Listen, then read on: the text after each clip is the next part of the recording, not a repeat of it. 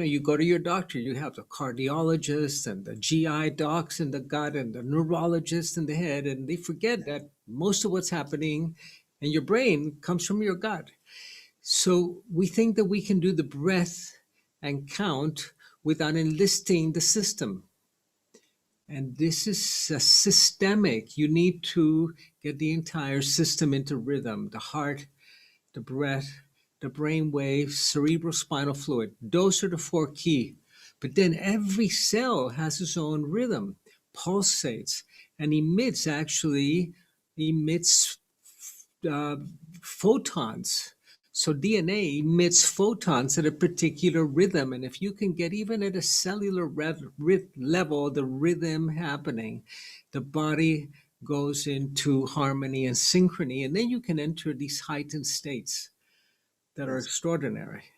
Hey everybody, and welcome to Take a Deep Breath. Today's Breathcast guest is Dr. Alberto Villoldo. He's a clinical professor, an author, a shaman, and so much more. And today's Breathcast, we go deep into kind of the spiritual side of breath work, which is always a wonderful place to go, but also rooted with his scientific professor-esque training. We get to bring that in. So it's a balanced conversation from a really wonderful human being.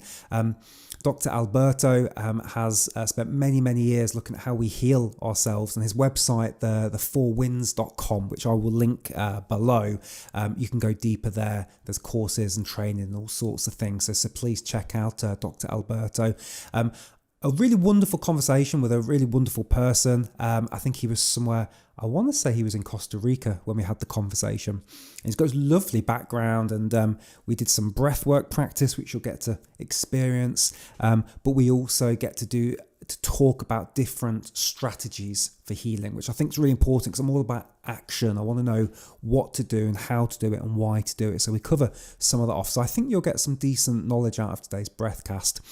Just a couple of quick bits of information from me before we do get stuck in. This Breathcast is brought to you in conjunction with my other YouTube channel, a new YouTube channel called Binaural Beats Unleashed. Now, what is that? So it's a binaural beats I've used many times on this channel. And it's different frequencies that are set up that can help with things such as focus, to get us into better meditation. I've used it with breath work several times. I really like some of the frequencies that you can use with box breathing or with deep breathing, Tumo-esque breathing. Some of these frequencies are really good to help us go deeper.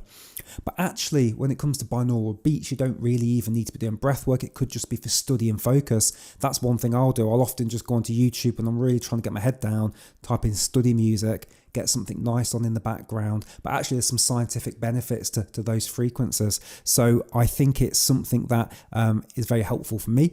And hopefully you'll find so too. So if you wouldn't mind popping on over to Binaural Beats Unleashed, link is in the description below, and give us a follow there. That would be fantastic. Thank you. We're trying to grow that now at the moment and hopefully help some people. So next time you want to just relax, meditate, do some breathing, but without anybody guiding you and you're doing it yourself, then hopefully that channel will be a place you can go and check out, and we'll be putting new videos every week on there. We're on Instagram, takeadeepbreath.co.uk, really trying to put useful bite-sized content onto there. So if you can give us a follow on there or share that with somebody, that'd be wonderful. We're looking at more ways we can interact with our community. We're on YouTube obviously, but looking at different ways to do that as well, and Instagram is one of those places. It's what's really cool actually. I find with Instagram, with YouTube, you can comment, in the comment section, and sometimes people email you, but it's really nice DMing with people. I've had some really lovely DMs. There was one person that contacted me this week that's done the word breathe in the pink of Take a Deep Breath on a wall somewhere in Ireland. Looks really cool. I've had some other people contact me as well. So yeah, so it's a good place to connect as well. So you can reach out there and speak to other people and myself, and I'll try my best to get back to you. So takeadeepbreath.co.uk. And then the last thing from me, I've mentioned this I think once before. I'm working quite hard on a foundational breathwork course at the moment for healing and functional health. That's a mouthful, isn't it? So I need to come up with a better title than that. But I've been working on it now for over 6 months, and it's getting to that stage now where I'll probably start recording quite soon. And I'm looking for a couple of guinea pigs that for no cost, I can send you a version of the course or parts of it and get some feedback from you. So if you're interested in doing that, you can DM me at takeadeepbreath.co.uk on Instagram or drop me an email. I'll put the email to the channel below in the description as well. And I'm hoping to get that finished and launched this year. So it'd be good to get some feedback from some of you. It's all about functional health, taking some learnings from the oxygen advantage that I've become a practitioner in, Buteyko, and all the other stuff really, you know, all the books I've read now, the 5 years of doing breathing exercises, the guests, you know, the 36 podcasts now, breathcasts on breathing, and just trying to really take all that information and convert it into something that's really manageable for somebody that hasn't got time to read 9 books on breathing, watch 35 hours worth of breathcasts, and try all these different things. So hopefully it's going to add a lot of value to people's lives and not take up that much time, so it's something actionable straight away. Anyway, that's due out at some point this year, but yeah, looking for some feedback on that. If some people are interested, drop me a DM or an email. Anyway, without further ado, I introduce you to Dr. Alberto Villoldo, and I hope you enjoy this podcast, Breathcast, with him. So take it away, Dr. Alberto. Cheers.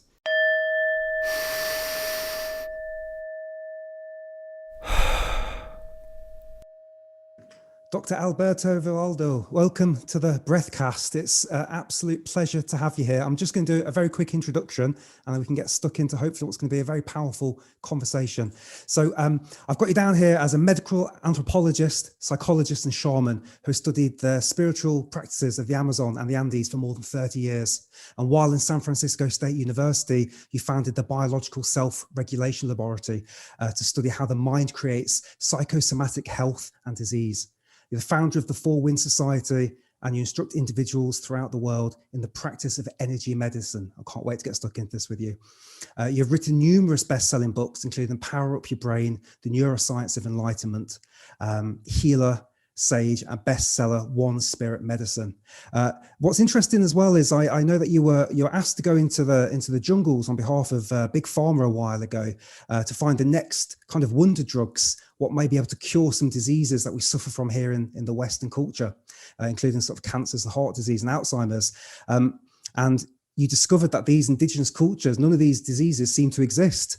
But you're now the founder of Light, Body and School, and you train health coaches. And so I think there's just some wonderful things to get stuck into here. So it's an absolute pleasure to have you here on the podcast today. Thank you so much for your time. And I guess my first question to you would be, how did you get started in all of this? What was the kind of the moment for you? Can you remember when it was that you kind of had that enlightened moment to follow this path? Well, you know, I started out in a brain laboratory at San Francisco State University. And I was in the biology department, and it's very difficult to get laboratory space at a university today. So my lab was where they kept all the brains. I had 200 brains around me in formaldehyde, really kind of a very smelly place to work in. But if I ever needed a second opinion, I had a lot of minds that I could tap into. And but what we discovered is that we somehow have the ability to create psychosomatic disease so easily, but it's very difficult for us to create psychosomatic health. And one of the bridges to psychosomatic health is the breath, because that's where you begin to regulate systems that are normally very autonomic. Yes. And so I've been interested in the breath actually since then for 50 years, how we can reset biological systems to create health through the breath and through different shamanic practices, of course, where you have ceremonies and rites of passage and the like. Oh, wow. Okay. So this is obviously right up our street as a community of breath workers here watching this. So can you share with us a little bit what that looks like when you talk about the breath? Is it, what sort of practices are you doing? And maybe, I don't know if there's anything you can share with us today or you can guide us through. Well, you know, even in our story of creation, we know that in the beginning there was the breath. There was the word, and the breath was God, and the word inspire and expire is spirit. So the breath is the spirit. and it's how we exchange with the environment all of the time. And we're breathing the same breath, the same air that the Buddha breathed and that Christ breathed and these amazing teachers of the past. And we're getting it all from the lungs of the planet, from the Amazon, the great green forest.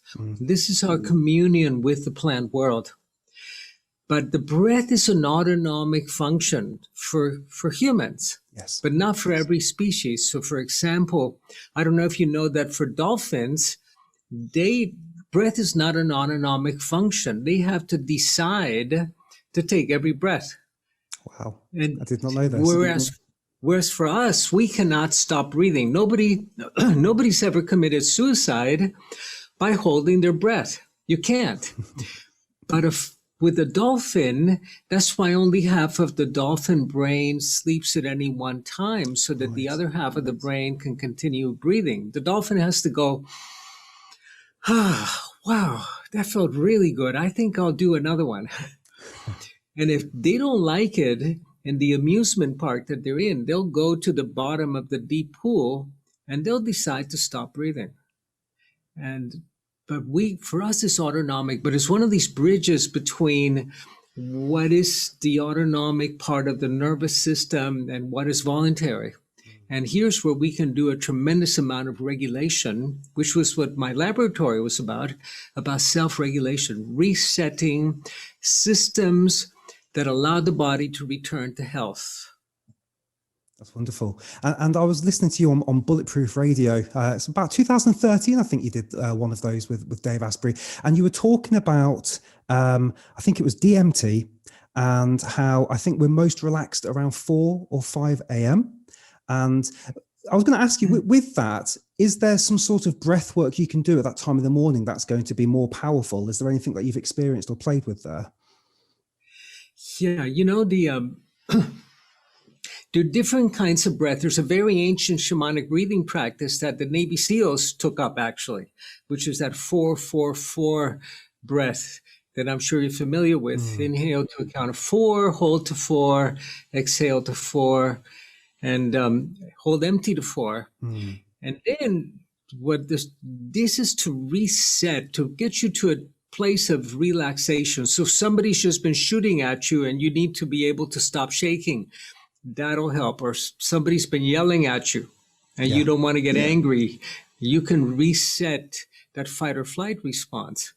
But the minute you build it up to 5-5-5-5 or 6-6-6-6, you're able to break out of ordinary time, break free from time, step outside of time into timelessness, into this ecstatic communion state with all of nature, where the brain begins to produce the communion chemicals, the bliss molecules, including DMT, which is the endogenous ayahuasca that the brain produces. Oh, wow. And so that is more likely to happen at that time in the morning? Is that right? The timing, there's cycles. In between 4 and 6 in the morning is when we have the greatest production of these bliss molecules in the brain, which is also when you do your most amount of dreaming. And have you noticed how when you're dreaming, you don't go, that's a weird dream? When you're dreaming, you can have the most outrageous dream and it seems perfectly natural. Yeah. And that's because your brain is high.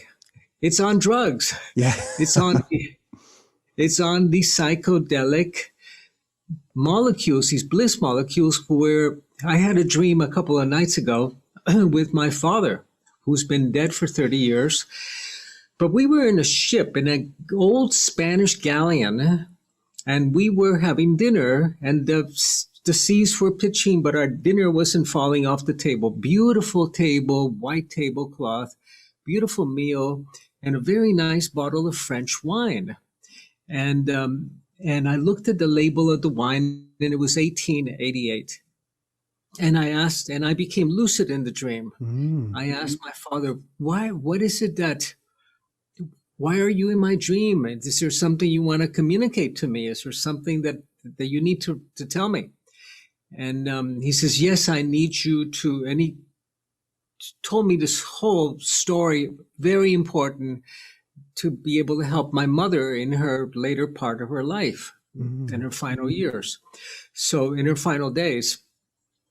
And then I looked at the bottle of wine and it was 1888. And I said, wow, that's a nice bottle of wine you brought. He said, yeah, I know that you like good wine, Alberto. And I said, yeah, but what about the ship and the table? He says, I didn't bring those. You brought those. Ah. So here you have these elements of the dream that are facilitated by these bliss molecules that you can induce the production of through meditation, through the breath, through deep relaxation. And you do that by getting out of the fight or flight breathing pattern. So the fight or flight breathing is what we call normal breathing, Yes. which is 12 to 15 times a minute. If you time your breathing, you'll see that you're breathing an average of 12 to 15 times. This is hyper alert, hyper excited, adrenaline, cortisol, damaging the brain, breath. But if you do the 4-4-4 breath, you're only breathing 2 to 3 times a minute. Big reset, quieting the brain down, quieting the nervous system. Yeah. And if you do like a 6-6-6-6 breath, you're breathing once or twice a minute. Deep, almost sleep-like, dream-like state where you begin to produce these bliss molecules that at the beginning are a little bit scary because we're not used to having our brain turn on all at once. But afterwards, you have these experiences of deep communion with everything, with all of life. You recognize that no man is an island. We're not separate from nature. We were never kicked out of the Garden of Eden, and that we were meant to have a blissful time here on earth and not spend our time suffering. Yeah. Yeah. Beautiful. You know, it's really interesting because I thought you were going to say to me, you have to start doing the deep huffing. But you're talking about slowing everything down and going for like the 4-4-4-4 and extending that. That's I didn't expect you to say that. I thought it would be right, let's go now holotropic style and let's blow away all that gas. You know, that's again, you're triggering chemistry.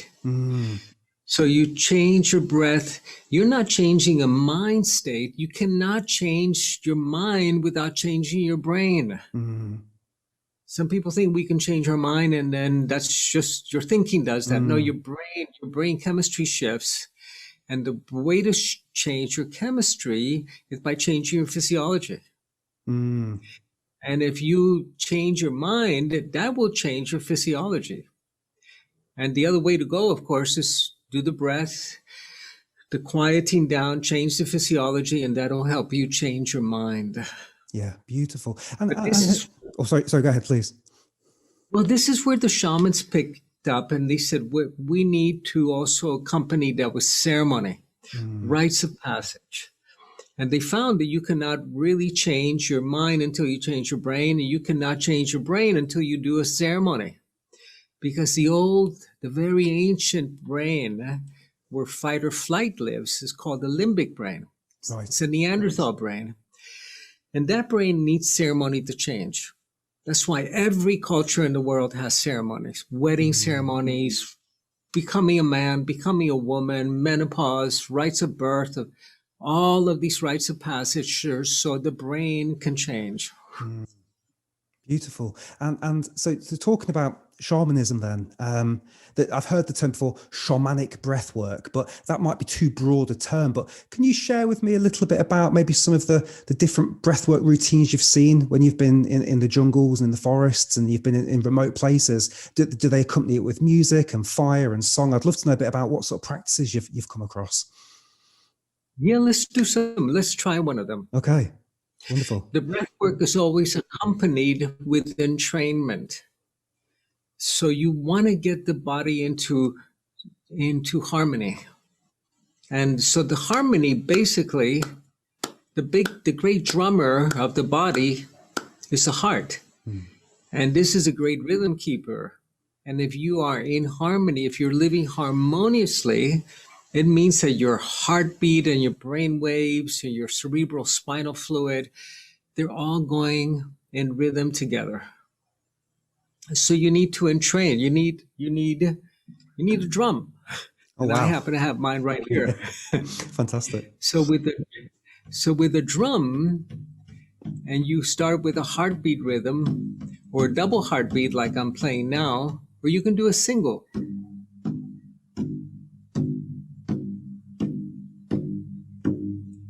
Or a double heartbeat like I'm doing now. Basically, you will begin to entrain all of the systems in the body to this rhythm. You need to entrain all systems.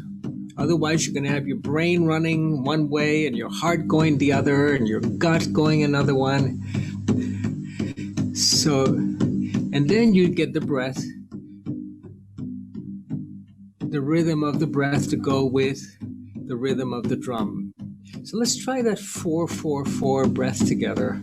So we're going to be inhaling to 4, holding to 4, exhaling to 4, and holding empty to 4. And I'm going to be actually tricking you because I'm going to start at this rhythm, 4-4-4, and then I'm going to go to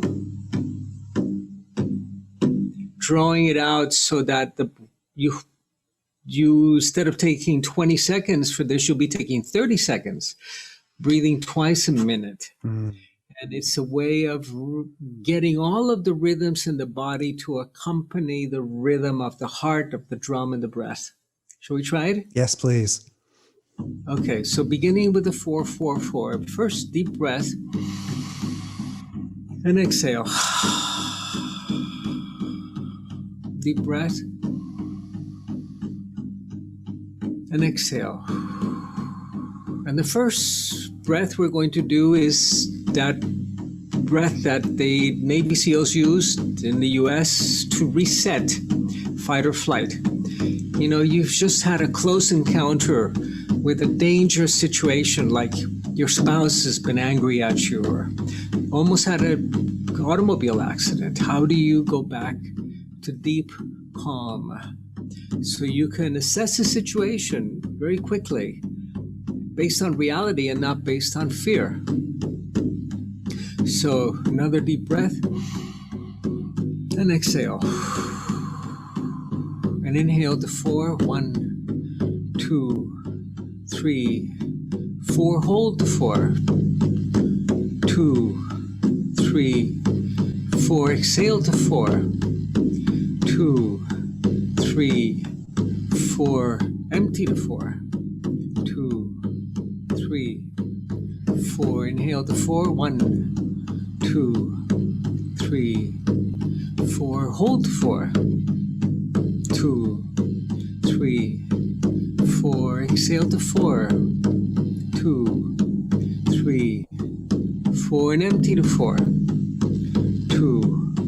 3, 4. Inhale to 4. 1, 2, 3, 4. Hold to 4. 1, 2, 3, 4. Exhale to 4. 1, 2, 3, 4. Empty to 4. 2, 3, 4. Inhale to 4. 1, 2, 3, 4. Hold to 4. 1, 2, 3, 4. Exhale to 4. 1, 2, 3, 4. And empty to 4. 1, 2, 3, 4. Inhale to 4. 1, 2, 3, 4. And full to 4. 1, 2, 3, 4. Exhale to 4. 1, 2, 3, 4. And empty to 4. 1, 2, 3, 4. Inhale to 4. 1, 2, 3, 4. Hold to 4. 1, 2, 3, 4. Exhale to 4. 1, 2, 3, 4. And empty to 4. 1, 2, 3, 4. Inhale to 4. 1, 2, 3, gentle exhale and regular breath. So here, instead of breathing 12 to 15 times a minute, we're breathing twice a minute at the end. How did that go for you? How was that? That was really lovely. I got a massive rush of saliva at the start as well. So my body had entered some sort of parasympathetic rest and digest quite quickly. And the drums were, it's difficult because I know the camera's on me, but at the same time, I felt like I could get into it. It was a really lovely experience. The drums add another level to it rather than just counting. There's definitely something more. Yeah, the problem that we have in the West is that we live in a Western medical society. And what medicine has taught us to think of organs and diseases, and that they're not related to each other, that the head and the gut and the heart and the lungs, you go to your doctor, you have the cardiologist and the GI docs in the gut and the neurologist in the head, and they forget that most of what's happening in your brain comes from your gut. So we think that we can do the breath and count without enlisting the system. And this is systemic. You need to get the entire system into rhythm: the heart, the breath, the brain waves, cerebrospinal fluid. Those are the four key. But then every cell has its own rhythm, pulsates, and emits photons. So DNA emits photons at a particular rhythm. And if you can get even at a cellular level, the rhythm happening, the body goes into harmony and synchrony. And then you can enter these heightened states that are extraordinary. Yes. That was very exciting. So I'm a person that has a day job. I work in the corporate world. There are many people watching this that are in the corporate world. I'm in England. A lot of people in the US are watching this as well. And I always have this niggling feeling that it's about, I don't know what you call it, break free or find some peace.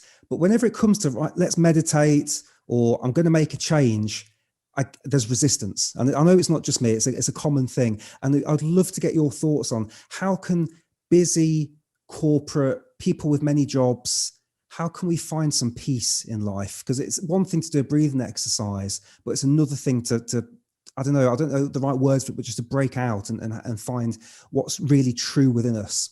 I'd love to get some information from you on that, if you won't mind. You can't. If you're doing all of these jobs and you've got such a stressed out life, you can't. It's impossible.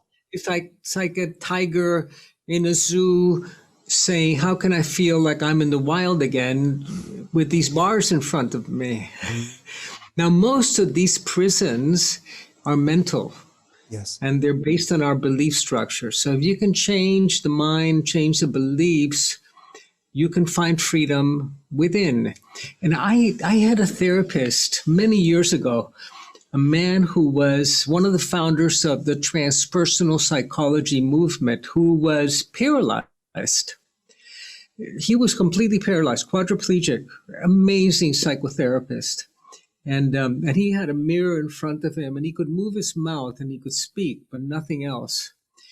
But he had found such freedom in his mind and in his spirit, much more than I had, because I was trapped in my feelings, my emotions, my broken heart, my job, having no money, being a graduate student. I had all of these stories running. So what the shamans do is they use ceremony to break free of those things that keep us imprisoned, and particularly the fire ceremony. And you can do this at home. Fire is the most ancient element that we have a relationship with, because we've been sitting around the fire for 3 million years. It's almost in our DNA.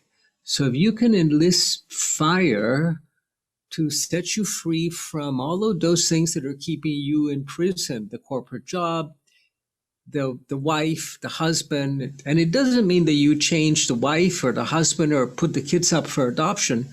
It means that you change the way you hold them in your life, the way that they keep you trapped, which is a map that we carry inside of us that has neural networks and pathways that are so ingrained in the brain that we confuse that for reality.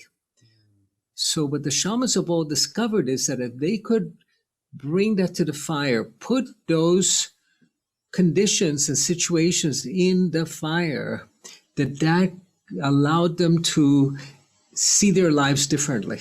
And when they were able to see it differently, their lives began to change. Their jobs began to change. The relationship began to change. The spouse began to change because they changed the internal reality, the internal map. And this is what the shamans discovered, that what we call reality is a reflection of an internal map that we carry inside of us and that we believe is real.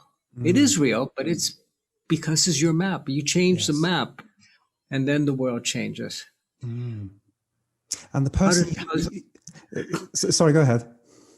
No, go ahead. I was just the person you were just referencing there that had this trauma. I've known people that have gone through some trauma, and I'm also reminded of Viktor Frankl in Man's Search for Meaning. And so I've seen this many times where somebody's been through something horrific, and then it allows them to kind of break free and change. But I feel like there's the kind of undead masses, which is like we're just stuck in the kind of corporate rat race or whatever you want to call it. And I almost feel like it's even maybe harder. It sounds ridiculous to say, but it's harder sometimes to break free without having that trauma. It's like you have the heart attack and it's the kind of awakening to go, I need to change my diet. But when you're just in that kind of dullness for a long period of time, what can we do to break that? Take it to the fire. Do a fire ceremony around it. Should we do that? Want me to show you how to do that? Yes, please. Yeah, have we ever got time? Yeah. It only takes a minute. Okay. So I've got a candle. We're going to use a candle, and I've got my jaguar here from the Amazon. This is a jaguar medicine, which is the jaguar represents the journey beyond death, and it says that to the jaguar medicine of the shamans that to go through any kind of life change, part of you has to die. And so that the new can be born. The new cannot be born until you've gotten rid of the old till it's died. And we need to put that old in the fire. Yes. So that it can be accelerated. So it's not that slow death where it's going rancid and putrid inside you and costing you your health, but it's that dying to the old, so that shedding that old skin the way the serpent sheds her skin. So I'm going to teach you how to do a fire ceremony that you can try at home with a candle. Okay. And all you need is a candle and a stick.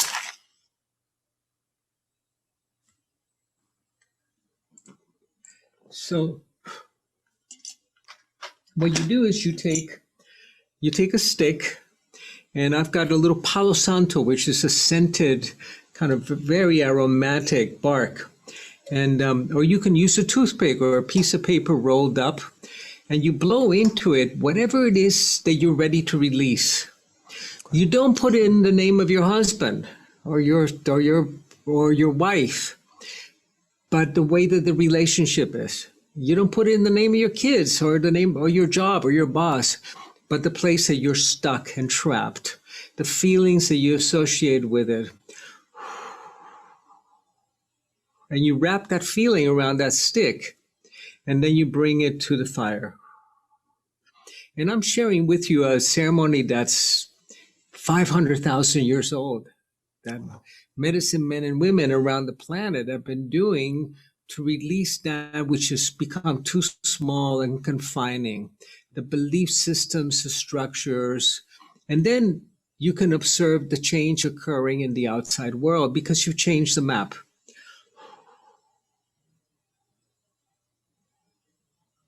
And then you hold it to the fire.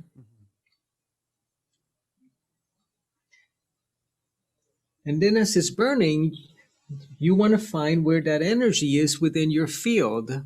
So it could be that it's on a certain chakra. Maybe it's a heart chakra, so you clean it, or your third eye chakra, very carefully so you don't burn yourself. And you go through the energy centers, and then with this incense, you can anoint yourself with the sweetness. So try this at home without burning yourself. Be careful. Be careful, because these stories, these beliefs are not stored only in your mind. They're stored in your energy field, and they're stored in your energy centers and the chakras in the body that hold these belief structures. And you've got to burn them out, clear them out, and put them in the fire. Yes. Oh, wow. Beautiful. Thank you for that gift. I will absolutely be giving that a go. One thing I love about your work is there's this mix of kind of spiritual and the science and a kind of a balance there. And probably I'm far too left brain and think about things too specifically. But you mentioned chakras there. Could you just give us a flavor of what's going on with those chakras? And is there any kind of scientificness that sits around it, or is it purely a spiritual thing? Spirituality is very scientific today. So that's the people ask me, well, do shamans have chakras? I thought the chakras were Hindu. And I say, well, do Europeans have kidneys? Do Africans have kidneys? I thought kidneys were European. Yeah. If they're part of your luminous anatomy, they're universal. So the chakra has been described, particularly in the East, but among shamanic traditions around the world, as these wheels of energy, vortexes of energy in the body, 7 of them in the body. But when you look a little bit deeper from a Western standpoint, a chakra is actually created when you have an endocrine gland, and endocrine glands are what make hormones. Right. An endocrine gland and a nerve plexus, when they coincide, a nerve plexus wrapped around an endocrine gland, they create a disturbance in the field. And that's what the ancients called the chakra. So here you have the 2 primary communication systems in the body. One of them is analog, slow. The other one is digital, speed of light. The nervous system, electrical, speed of light, digital. And the hormone system, chemical, slow, but still very quick for us. We get angry very quickly. Yes. So this chemical and this electrical system coincide in 7 places in the body, creating disturbance in the energy field that the ancients didn't know about hormones or endocrine glands or nerve centers. But today we know that there's a physiology behind it. Wow. Okay. So it's a fascinating subject. It's one that I really want to understand more on. So thank you for explaining some of that. I'm keen to know, what do your habits and rituals look like? Can you give us a flavor of what you do daily or weekly? What are some of the things that you put yourself through? What a day in my week looks like. In terms of health habits. So is there morning breath work? Is there, meditation? It would just be good to get an idea of what you do personally. Yeah. What I do today is I train Western shamans.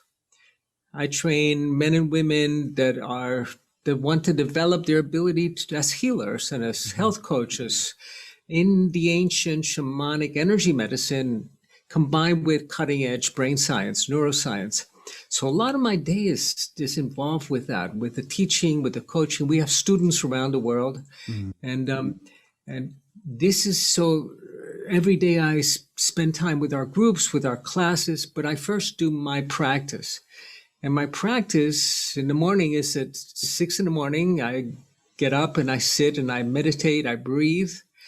I use my breath to not only reset my physiology, but to connect with the wind, with the breath of the earth and the mother, to connect with the feminine, with the earth, to reach out to the 4 corners and inform myself by the ecosystem. What's happening in the world today? If I want to find out what's happening in the world, I don't turn on the news.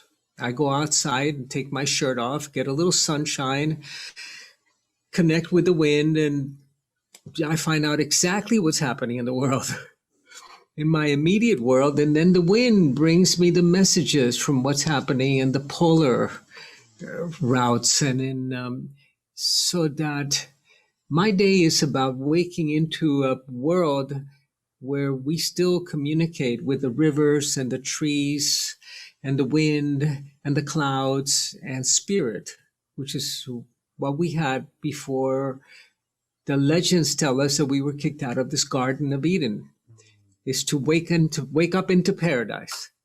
And then I have a cup of coffee or 2, which is a brilliant detoxifier. It switches on all of the detoxifying pathways in the body. But you can't do it every day. You got to cycle it like so many things. And then I work. And we live in a retreat center in the mountains.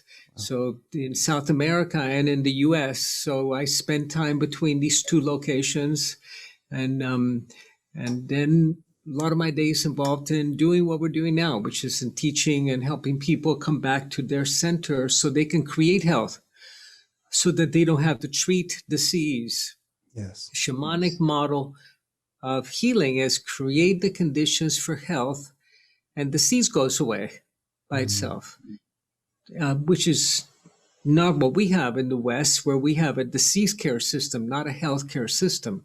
You don't need to treat disease. Create the nutritional, the energetic, the breath, reset your physiology, commune with nature, and you have health. Yeah, wonderful. Oh, beautiful. And yeah, I love that connecting in the morning. And I too am trying to make sure that I get out in the sunlight, connect with the earth, feet on the ground, barefoot. And what just a glimpse, I'm conscious of time, but what does your nighttime routine look like to get you off to a good night's sleep?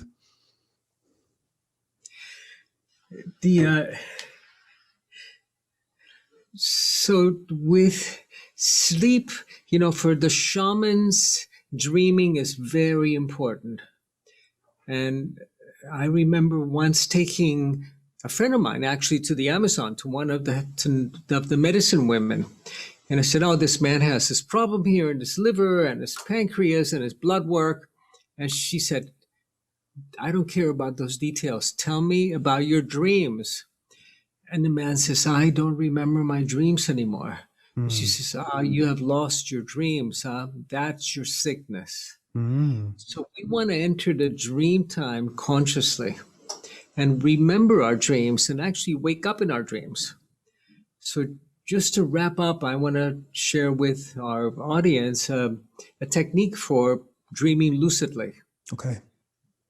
And because in the shamanic traditions, these are people that don't need to close your eyes and go unconscious to dream. They dream with their eyes open. They know that we're dreaming our world into being all the time. But when you go to sleep, you want to remember your dreams. And one way to do it is to take a small glass of water and drink half of it right as you're going to bed. And when you're in bed, drink half of it and tell yourself, when I wake up, I'm going to drink the other half of this glass and I'm going to remember all my dreams. And you wake up, drink the other half, and within 2 or 3 days, you'll find that your dreams will come back to you, 3, 4, 5, 6 dreams. And then you have your dream life back. Your dreams are back. And then the next step, after you've mastered this first step, is to again drink half a glass before you go to sleep. And then drink the other half inside a dream. So you wake up inside the dream. You become lucid. And then whenever you're having lunch or dinner or during the day and you have a glass of water, you want to wake up inside this dream that we're dreaming together right now. Oh, beautiful. Thank you. I'm going to give that a go tonight and see how that works. Because, yeah, I sometimes get the dreams, but often not, that they're not there. So, okay, thank you. That's a lovely gift. So I believe you've got one final gift for our audience around a masterclass. Do you want to just close off by just talking a little bit about that? Yeah, we have a free masterclass that's going on, that's starting soon, starting shortly. And if you're interested in the shamanic teachings, come and join me for that. This is a free class. It's available to all. And it's an introduction into the shaman's way of being in the world. Yes. And it covers some of the breath, it covers some of the ceremonies, and it's very practical. Okay, I for one will be there, Alberto, and I'm conscious of your time, so I want to say thank you so much for giving us your precious time, and I've taken so much from this, and I know my audience will as well. So big thank you to you. Any last closing words? Oh, thank you. And thank you for the beautiful work you do, and breathe deep. Take a deep breath. And at the core of the breathing practices for the shaman is to awaken this shaman within you that is a co-creator, is co-creating with spirit all the time. Thank you. Thank you. I feel calmer just hearing your voice. So thank you. Guys, thank you so much for watching, and we'll see you on the next Breathcast. Take care, everybody. Bye-bye. Okay, thanks for watching. Take a deep breath. Thanks for watching our Breathcast. I hope you enjoyed the guest that we just had. Just a couple of quick messages. Thank you for sticking through to the end. Really appreciate it. If you enjoyed that and you haven't subscribed, please click that subscribe button and leave us a question or a comment, because it helps the Google algorithm. And it also means that we can interact and other people get involved and answer questions. So leave us a little question. That would be incredible. On Instagram, you can follow me at takeadeepbreath.co.uk, and we've got regular content there. And finally, in the link below, we have a breath store. So what is that? So we have taken some of our top videos. I say we, it's me. I've taken some of my top videos and converted them into an MP3 format, and for just a couple of dollars, $4 or $5, you can go to this little store. You can go through PayPal or through your debit or credit cards, all secure, legit, and you can buy one of our MP3s, and that way you're supporting the channel. But not only that, you get to keep the MP3 forever. There's no ads, there's no anything else going on, so you can listen to it on your phone, on the aeroplane when there's no signal, and that's yours to keep forever. So yeah, that's down below, and that's our breath store, which has got, I think, 8 or 9 different breathing exercises on there. We're adding more as we go, and that's it. So yeah, so thank you so much from me, and we hope to see you on the next exercise or the next Breathcast. And if you're finishing this right now and you're thinking, got a few minutes spare, I'm not sure what to do, then try one of the breathing exercises. Box breathing is a lovely way just to help slow things down and relax us. You could do some alternate nostril breathing. Just go and have a look at the channel, look at the playlists, and pick something for you. Give yourself a little treat, and we will see you on the next video. Thank you very much. Cheers.